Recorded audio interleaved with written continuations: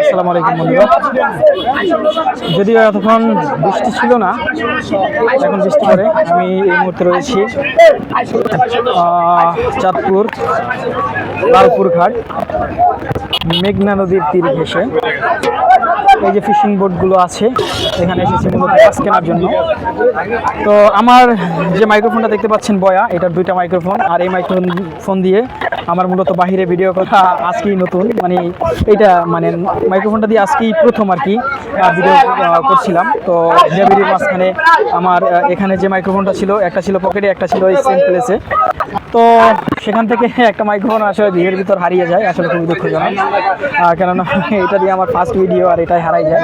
আমার যদিও মাইক্রোফোন আরও আছে, কেবল আলা মাইক্রোফোনগুলো, সেটা আমার সাথেই আছে এই যে ব্যাগের ভিতরে। কিন্তু আজকে এই মাইক্রোফোনটা শখের জিনিস আসলে থাকে না, এটাই বাস্তব। যে পরিমাণ ভিড় আমার আসলে আমি বুঝতে পারি না যে আসলে এরকম হারাইয়ে যাবে, তারপরও খুবই দুঃখজনক। এই হচ্ছে মেঘনা নদী ফিশিং বোট। তো পূর্বের যে ভিডিওগুলো দিয়েছি কার কেমন লেগেছে অবশ্যই কমেন্ট করে আপনারা জানাবেন।